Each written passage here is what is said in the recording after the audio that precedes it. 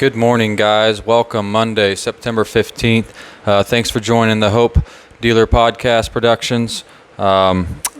Before we get started today, I wanted to give a spotlight shout out to this person here. This person, they actually started everything for me. They started changing the way of thinking, my perspective, building confidence in me. This gentleman's name's Josh Ball. He hired me at Schwann's, 10 years ago almost, and he was the first person that looked at me and asked me if I'd ever thought about getting into leadership. And at the time, I'd always wanted to be a leader, but I also understood I didn't have a bachelor's degree. I didn't graduate college, so I kind of expected to kind of just be a laborer for the rest of my life. That's just kind of the deck of cards I thought I kind of laid out for myself. So he was the first person that really believed in me and changed my way of thinking. And he was my mentor through my first 3-4 years straight when I was a leader. He was my first phone call. And, I can never say thank you enough. For people like that come into your life that just help you out with no motive, just to help you out from the bottom of their heart, because they have the skill set, the ability, the knowledge, the wisdom, the job title, all the things. And it's people like him that we need leading everything, leading teams, organizations, companies, countries, because it's people like him that understand it's bigger than him. And your biggest job as a leader is to grow your own people. And it's nothing about personal gain. If you take care of your people, they take care of you. It's a very simple concept, but not very many people exercise it. Most leaders, a lot of leaders, once they get enrolled, they forget really quick how they got there, why they got there, what it was like before they got there. And they want to walk around and hold themselves on a pedestal. And I am thankful for this man, because when I got into leadership, he wasn't going to allow me to get myself on a pedestal. And, I had success early. I did. Had a lot of success. And it just stayed. And I could have, and I did. I'm not going to lie. I'm going to be honest. There were times I was cocky. And I looked like an idiot. I let some stuff go to my head. And, he was always quick to call me. Say, hey, man. Fortunately for me, he did the same thing. So he was like, hey, been there. Don't do it. So I am truly, truly thankful for you, Josh. Thank you. Thank you for all the time you've invested into me, all the conversations. I mean, hours and hours and hours, and the training and the traveling to different depots, and the problem solving, and just going around the zone and carrying the zone on our backs for a while. And man, it was just a lot of fun. And I'll always cherish those memories and that time frame in my life. And that was some massive growth in a short amount of time. So thank you, sir. From the bottom of my heart, thank you. Moving on. So today, I really want to talk about a topic. I think it kind of goes with current events. I think it kind of goes hand in hand with some of the issues that we face today. I'm going to talk about raising kids with technology. Okay, parenting kids and technology. And I'll tell you, I have a stepson and a son. Love them both dearly. And when I met my wife, my stepson was 3. And we had a conversation about if we want to have any more kids. I told her I didn't want any more kids. One was plenty. And time went on, and you start thinking, well, do I want one kid that cut from me? And honestly, guys, I didn't. The answer for me was no. And it wasn't that I didn't want to, it's just I didn't like the society we lived in, and I already knew that. And so why would I want to bring a kid into this and try to have to fight this for the next 18 years? But here we are, fighting it. We're 9 years in, we got 9 to go. But I can tell you, my parenting style, or my wife and I's parenting style, is vastly different than most. And I just want to share some of the things that we do and why. Okay, and I'm going to back up before we get going. I'm just going to read you guys some statistics, some alarming statistics. All my statistics I got from Pew and Common Sense Media. Okay, this is where all my stuff, I didn't I didn't go survey this myself. I just wanted some numbers to kind of go hand and correlate with what I'm saying. These are alarming. They're very alarming. And I'm not going to say that these percentages are dead on accurate. Okay, this is two sources. This is obviously studies. These are just so we can get a baseline idea of what it looks like out there. Okay, this isn't saying that these numbers are concrete, hold them up high and scream them out loud. But these numbers they're ballpark. I promise you, they're ballpark. We're not far off. Okay, so keep that in mind. Take it with a grain of salt, but also understand we're not far off. And because we're not far off, this is scary. Okay, so let's get going. Child. So a child, the definition of a child is anything from 0 to 17 years old. That's a child. So when I'm talking these numbers, that's what I'm referring to. So if you're 18 or older, you drop off of all of these numbers. You're not included in this. Okay, so out of children 0 to 17 years old, and in the United States only. I did not do world. I did United States specifically because we have a United States issue. We have a problem with our country, and then we can point to a lot of other countries, but we've got some issues here that we got to figure out. So 93% of kids 0 to 17 years old have internet access in their home. That doesn't mean they live in a house with Wi-Fi. That means they're using a device in the home with the internet, a tablet, laptop, smartphone, gaming system. Okay. 62% of kids, no specific ages, so just 0 to 17, own a cell phone. Now, that doesn't mean they have a line that you pay for every month. Okay? That could be they have a phone that doesn't actually have a line, but they're connected to your Wi-Fi at your house, and they have games and whatnot on there. Okay? Speaking from experience, I made the same mistake. 50% of children 0 to 8, one more time, 0 to 8, 50% have a smartphone. Now, again, that doesn't mean they're paying for a line. What that results to is studies have shown that results in a 52% daily reading decline linked to devices. Now, I talk a lot about mind, body, and spirit. Part of that is mind. Our own youth isn't even investing in their mind. And that's probably more important to do it then than any time, because you're still developing, you're still growing, you're forming habits. So let's get a little bit more specific, guys. It's going to get a little bit rougher. We're going to go just under the age of 12, so preteen, not a teenagers. These are 12 and under. Okay. 90% of these people use a TV. Okay. 67% use tablets. This is daily, by the way. This isn't just occasion. This is daily. 60% use smartphones. 44% use laptops, gaming devices, things like that. So the usage is pretty alarming. Kids' ages 9 to 11. 73% of kids 9 to 11 use technology on a daily basis. The number drops significantly. You got under the age of 5, it's 16%. But still, under the age of 5, that number should be very, very, very small. And 16% to me is extremely large. Let's go to our teens.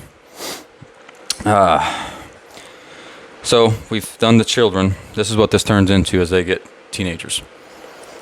95% of teens, 13 to 17, have smartphones. 46%. That results in 46% are online almost constantly. Social media platforms. This stuff's easy to track. 88% of public schools have a 1-to-1 ratio on laptops, MacBooks, tablets. It's aimed for education access. Yet, over 50% of education leaders say cell phones hurt academic performance.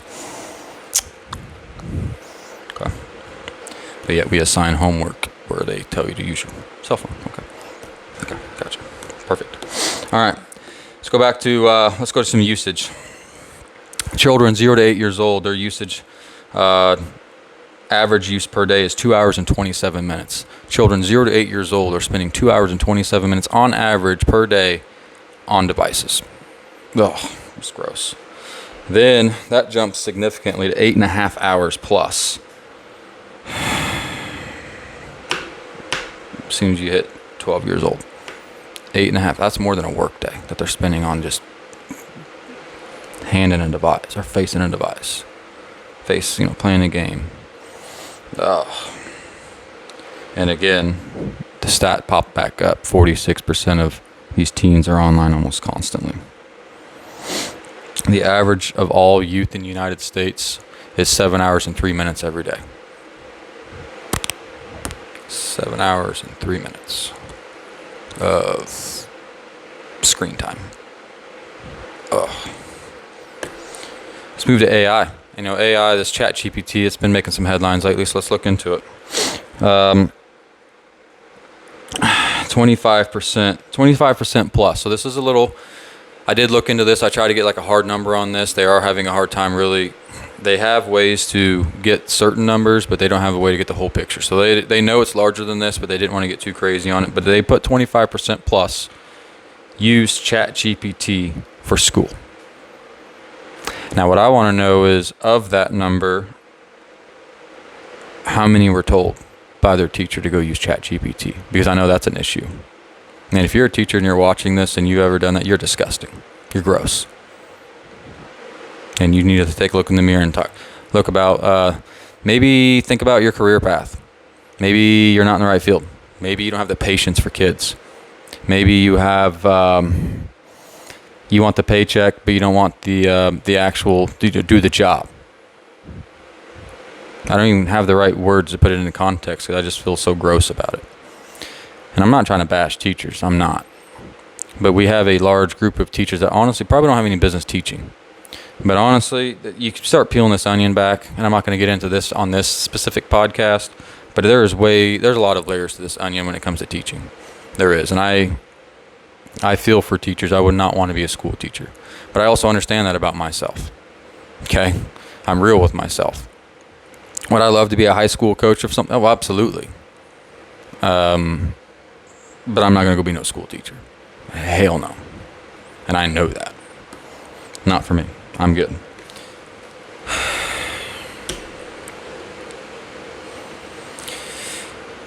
I did write this one down. I thought this was just kind of weird. Of children 0 to 17, some reason girls use technology way more than boys. The numbers are 67% of girls have these and 49% of boys, so less than half of the boys in the youth. But for some reason, for girls, we're really, really pushing this stuff. Not really sure why.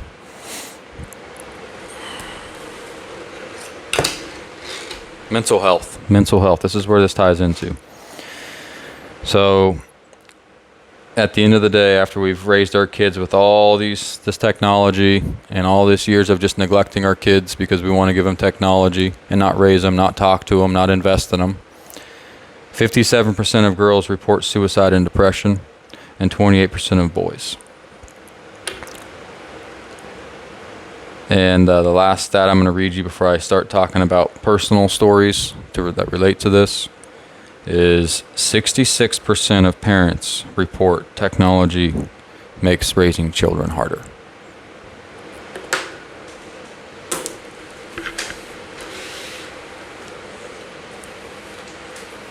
I'm just going to be quiet for a couple seconds and think about all those numbers I just read off. That's...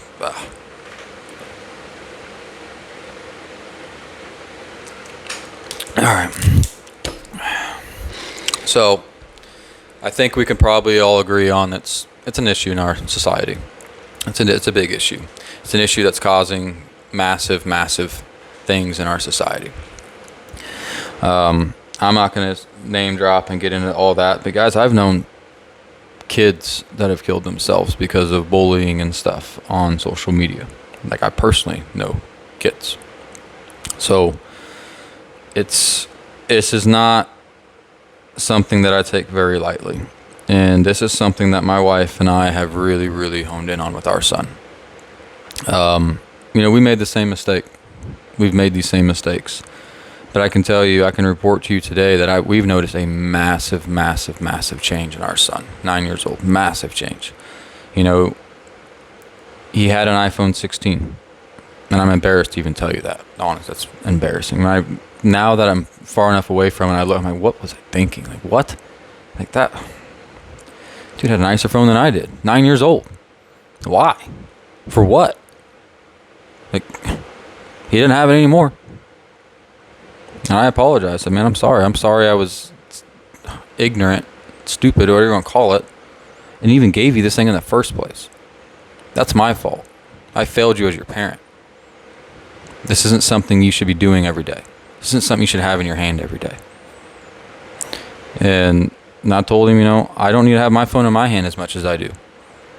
And so, it's something that I do and have done now is I'm very adamant on balance and setting time blocks and time schedules for certain things. Because I want to show him it's okay to have technology. It's okay to use it. And it's nice when it's nice, but we don't need to live on it. That's not what it was designed for. And not to mention, we aren't designed for that anyways. Regardless of what they make whatever for, we are not designed as human beings to sit on technology the way we do. It mentally messes us all up. There is stuff on there, the way you interpret it, the way you're reading it, then the age that you're seeing this stuff, then you don't know how to digest it, then your mind's all wandering all over the place, your brain's all jumbled up, you're confused, you're angry, you're mad, you don't know how to process it. My 9-year-old son barely knows what the hell's going on in this world on purpose. Okay? It's my job as his parent to protect him. He doesn't know anything about this Charlie Kirk guy. He knows his message. He knows he's dead. That's it. Doesn't know anything else.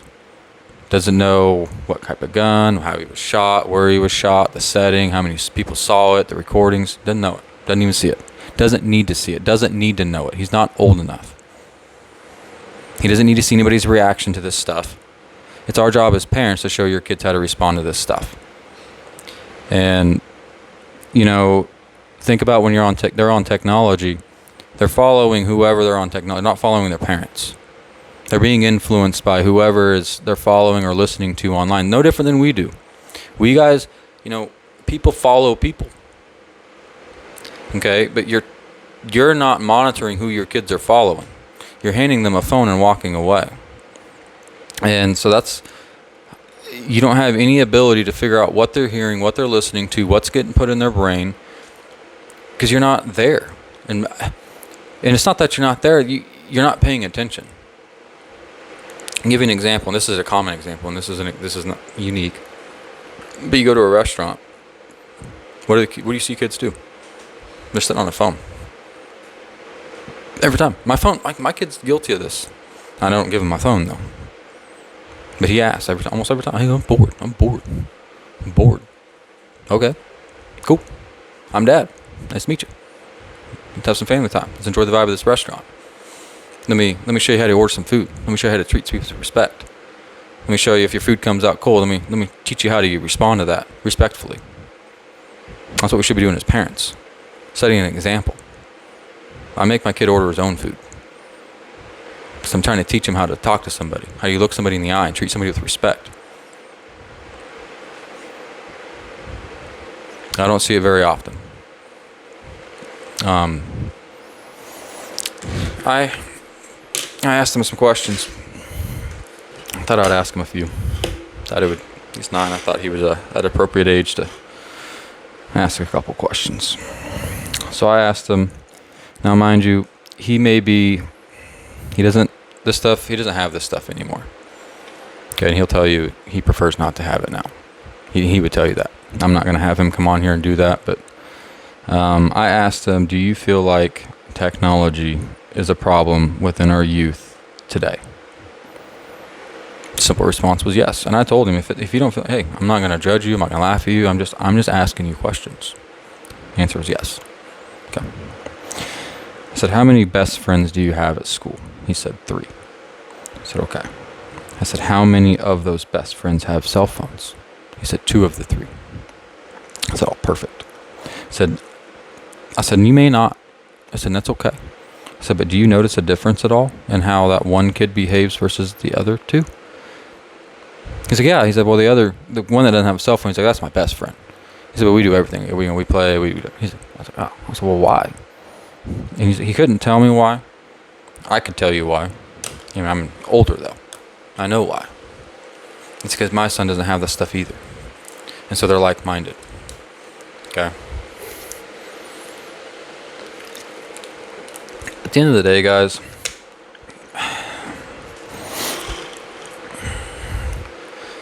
our kids just shouldn't be on social media at all.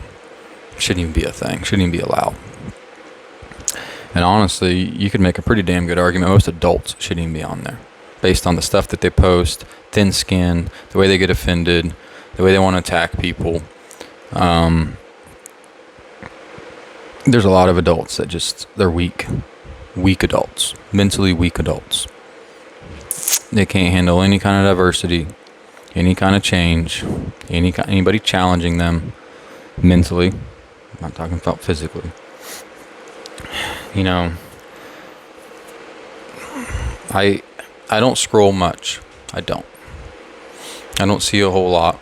I'm pretty ignorant on a lot of things when it comes to social media, because I'd rather go have actual real conversations with people. Okay.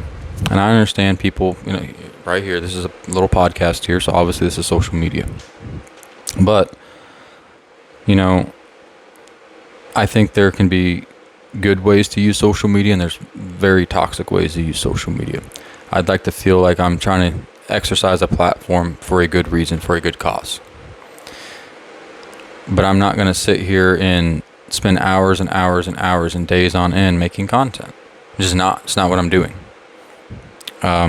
This is just kind of a side thing to stop in and kind of share my perspective, my story, the things that I think about, why I think the way I think. Because when I go talk to people are like, hey, you need to go tell more people. Oh, fine. So here I am. So this isn't just something I've always wanted to do. It's not at all. I don't mind doing it. I don't mind sharing my thoughts, my opinions, giving, I guess, my advice from my perspective. I don't mind doing that. I don't. If that's what people want me to do, I can do that. But we've got to really hone in on us as parents, I feel like, and what are we doing? How are we raising our kids? Because this stuff is going to correlate with their decision making. Okay. I'll give you an example. When my son had technology in his hand, I would ask him, hey, unload the dishwasher. 20 minutes later, hey, I told you to unload the dishwasher. Oh, you want that right now? Well, I'm not going to ask you to do something 12 hours in advance. And if I am, I'm going to let you know that. Did I mention the time, or did I ask you to go unload the dishwasher? Well, yeah, okay. Well, then go unload the dishwasher. Like, what are you doing? Why am I telling you this twice? Take technology away. Paxton, go unload the dishwasher. Okay. It's that simple, guys. It's that simple. And he's developing a habit. He's developing a discipline. Okay. Now, as he gets older, he'll have a phone. He'll have a laptop. He'll have all these things as he gets older. He's just not at an age where he's able to compartmentalize and understand, like, okay, I need to turn this off and go do this. Then I can come back and do this. He's just not at an age where that makes sense to him. He's not supposed to be. You weren't either, neither was I. Not at that age. Not at 9 years old, 10 years old. You're not mature enough. Your brain is just not developed enough. I asked him the other day, I said, you realize how many video games kids are playing when they're not even old enough to play them? And I know this is such a small, and I'm guilty, guys. I was playing San Andreas when I was like 12. Okay, I am hypocritical when I say this, but I don't allow my son to play these games, not at his age. And I didn't think about shooting anybody or doing. I understood it that it was just a game. But the problem was, even when I was that age, there were issues with San Andreas specifically, and they were under a lot of scrutiny and some lawsuits because they had kids playing this game then go out in the real world and attempt some of the stuff that they were seeing on this game, which is idiotic. It's idiotic. Like, what the hell? Well, I think we've normalized that. I don't really hear video games being talked about like that. And I'm not against video games, but I am against an 8-year-old playing Call of Duty. I'm very against that. Very against it. I'm very against a 10-year-old playing San Andreas, Grand Theft Auto of any sort. I'm very against that. I am. It's just not, it's not appropriate. Their brains just aren't developed enough to process the information of what's going on. We as adults can understand that it's a game, it's for fun, it's this, it's that. We can separate that. Kids are not able to. Their brains just aren't able to. Your brain is not fully developed until you're 25 years old. As a male. I don't know about female. I think females are ahead of that. But as a male, it's 25. 25 years old. Yet at 9, 10, 8, 7, whatever, we're just throwing them this stuff and expecting them to turn out all right. That doesn't make sense to me. That's like trying to bake the perfect chocolate chip cookies at 500 degrees in the oven and walking away. Good luck. Not going to work. You got to have the right temp, the right ingredients, the right setting, and you got to have the discipline. And it's us as parents, it's our responsibility to develop this discipline in our kids and develop these healthy habits. You know, childhood obesity is a major issue in this country. Major issue. This stuff goes hand in hand. I wonder why. Look at these numbers. I mean,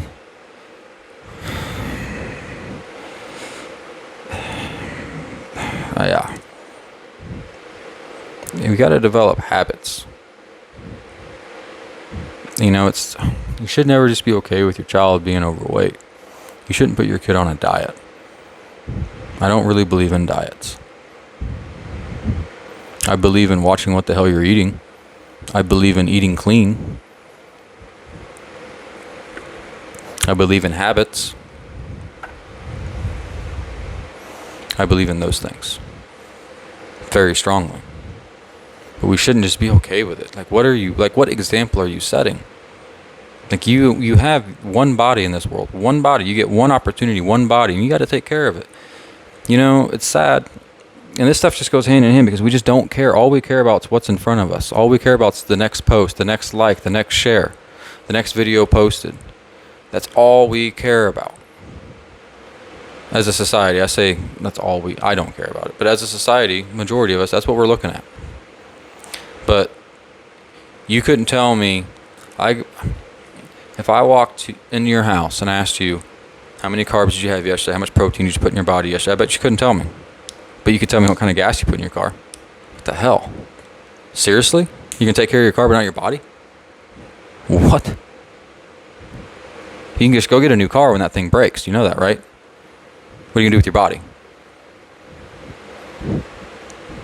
What are you going to do with your body when that thing breaks? Because you owe it to you, your family. You owe it to your kids to teach them how to take care of themselves. You don't have to be perfect. I'm not perfect. Look at me. I don't look like a bodybuilder. I'm not perfect. But I am very, very aware. I strive to be perfect.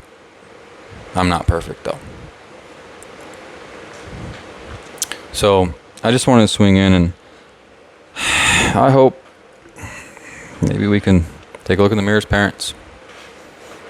Think of all these school shootings. I mentioned it in one of my TikTok videos. Columbine happened when I was young, so young that I didn't even know it happened when it happened. And then when I found out it happened, I was like, I think I maybe vaguely remember something, but I don't remember much. Like, I didn't ever see anything, hear anything. I do remember it kind of being a thing, but it was just so blurry. I was so young. And then the next shooting that I remember was at Virginia Tech University, I'm pretty certain. And that was either the tail end of my high school, I had just graduated. I can't remember how that lined up. But that was it. We didn't have school shootings when I was growing up. It wasn't a thing. There was one in the very beginning, and I guess looking back at the time when I was in high school, it kind of looked like a one-off situation with some crazy radical kids. I mean, it's kind of, because it was such a solo event, it was kind of a one-off. Like, a what? I don't really know what changed, but shortly after I graduated high school, I mean, it was shortly after, it was just shooting, and then another, and then another, and then another, and then another, and then another. Like, it's just, we normalized it. I don't know. I'm not I'm not sure. But the only thing I can point to specifically that I know without a shadow of a doubt that's changed is technology and the way we're educating kids and how we're raising kids. You know, the assassin was 22 years old. Not very old. It's a young man. Lost his whole life. I'm not saying technology, but I could promise you, if you really dug into it, I bet this stuff had a huge role in it. You know, I think the school shooter that was in a couple hours from here was 19 years old. I think that was like 5-6 years ago. The Parkland, Florida shooting. I think he was pretty sure he was like 19. All these people, most of these shooters are younger people. Not all. The suicide guy in Nashville, Christmas Eve, he was an older gentleman. The gentleman in Vegas at the hotel, he was an older gentleman. So not all of them are this way. But a lot of our shootings and violent acts are carried out by people 25 and younger. The Boston bombing, I mean, I could make a list. And the list of people under 25 doing this stuff versus people over the age of 25 doing this, they would be vastly different. There's going to be a lot more on one list versus the other. It's a problem. It's a massive problem. I couldn't even, I'm in my 30s. I couldn't even fathom being that young and thinking those types of things. Like, those were the last things. I was 18, 19, 20, 21, 22. I was all about sports, partying, hanging out with friends, making memories, trying not to die in the process. I wasn't thinking about politics and rioting and, there's a cycle of life. And I don't feel like, it's okay to have dreams and aspirations at 20, 21, 22 if you want to get into politics and stuff. But here's the reality, guys. You're 21 and 22 years old. You got to go get some experience. Okay? You're not going to change the world at 22 years old. I'm sorry. Sorry to burst your bubble. You're not going to. And if you do, it's going to be a very one-off situation. It's going to be because you're an alien. I'm not saying an action, but you've came up with a cure for something. You've figured out something. You've solved something at a young age. But you're not going to make a political impact at 22 years old. But if you grow up in this technology stuff, you probably feel like you can get some confidence, and you can. It's false hope. You're not old enough. You need to go be a kid. You need to grow up. Go get some experiences. Go live. I'm not saying go drink and party. I'm not saying do it. I'm just saying, there's a time and place where you can start slapping in and locking in and okay, what do I need to do here? Perfect. And there's a right way to go do it is what I'm telling you. And if you're 22 years old, think you've skipped a lot of steps. When there's consequences of skipping steps, there's a reason. So I just hope this stuff kind of helps parents, aunts, uncles, grandparents. Take a look in the mirror. Really take a look at how much you're on your phone, how much people you love about are on their phones. Phones they're good when they're good. But I feel like if you have your phone in your hand for more than a couple hours in a day as an adult, what are you doing? And I know some people say, well, I work on my phone. Well, all my work's on my phone. Well, I understand. I do. I've had some of those jobs. They suck. I remember one of the jobs I would count my phone calls, and very rarely in a day I'd have less than 60. Like, legitimately. It was nuts. Spent a whole day on the phone. And so I understand. But I also once I got away from it, and I was like, man, I can't do that. I have the way I think is probably, I believe that we should all be providing for ourselves. I don't believe in mass food production. I don't think we were ever designed to mass produce food, which is why we have all these cancers and these chemicals and these preservatives. We should have thousands and thousands and thousands of food plants throughout this country, and not a handful that are just killing everybody.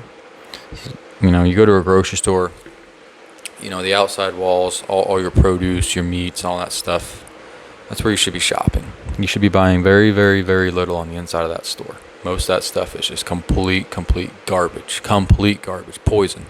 Legitimate poison. But yet, we've normalized this and legalized this for money. And so, I mean, I have some, and I'm going to cover that in a different video, but I'm just telling you guys and sharing with you guys, I understand I'm a minority, but I also understand that there's probably a lot of people that once they hear it, they're like, you know what, that makes sense. 'Cause that's what happened to me, because I wasn't always this way. I was living the other way. And then once I finally got, I say educated and talked to some people, and I was like, holy cow, yeah, you're right. You're holy, and it hit me. And then I started making changes, and then I started seeing positive changes, and then my family started making changes, and I started seeing positive so I'm sharing this out of positive experiences that I've had from this stuff. I'm not sharing it because I think in my mind that it would work. I'm sharing it because in my life it has worked tremendously. And so, if you have any questions on where the first step, the first conversation, if you think your kid's so lost or so deep into this stuff and you don't know how you're going to pull it back, reach out. Because, my son was very, very addicted to this stuff when I pulled him away from it. Very addicted. Very. And so, and he had some withdrawals. Literally it was like he was in rehab. So sad. I felt so bad as his dad. I was like, man, I failed you. Like, I felt terrible. Like, why is he even going through this? This is my fault. Yeah. So, anyways, guys, I hope you guys enjoyed this podcast. All this is just look in the mirror. Take a look in the mirror. Take a look at your situation. See what you're doing. See how you're raising your kids. When you go out and about, how are you raising your kids? What are you doing? How are they interacting? How are they engaging? How engaged are you? How much are you investing in your child versus investing in your own self, platform, all that stuff? There should be some balance. Mind, body, and spirit. That's why I push it. Mind, body, and spirit will give you the balance that you need every single day. It'll also teach your kids the balance that they need every single day. So that's why I highly, highly, highly, highly encourage mind, body, spirit every single day. I already knocked out all 3 of my stuff. I was at the gym at like 6:15 this morning. I was itching to get back in there. So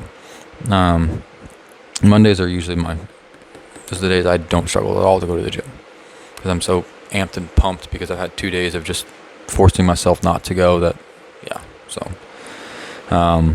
But yeah, I've already did all 3 of my things. Did my Bible study, went to the gym, came home, read, set this up. Here we are. So do your 3 things. Be disciplined, guys. Don't push this stuff off. As soon as you can knock this stuff out, the better. Don't, I'm going to show you guys through my TikTok and stuff, kind of my daily life and how I try to get through this stuff, because I am a normal human being. I don't have all the time in the world to sit there and invest in Steve. I don't. But I have to make sure I have time, and I'm disciplined enough to block that time off for Steve every single day.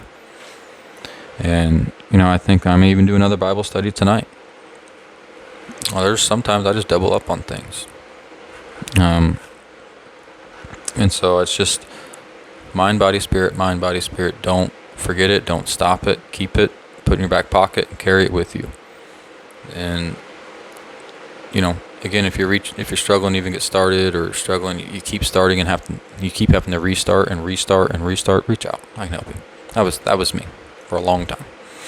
I did a lot of restarts. So, anyways, that's going to be the conclusion of today's videos. Thanks, guys. Thanks for stopping by, Steve. Hope Dealer Productions. Hope you guys enjoyed this podcast today over technology and kids and youth. Again, my sources were Pew and Common Sense Media. That's where I got all my stats and my numbers. And I understand that these may not be 100% perfect, but I promise you they're close. They're ballpark, which is alarming. So thank you guys for all the support. Please like, share, subscribe. I have some interviews coming up in the very near future, and if you guys know of anybody that you think would do well or would fit the podcast, bring them on. I don't care what clout or subscribers or follow. I don't care. I care about good conversations that are going to help people grow, help people move forward, and that's all I care about, guys. So again, thanks for swinging by. Steve here. Take care. Be disciplined. God bless.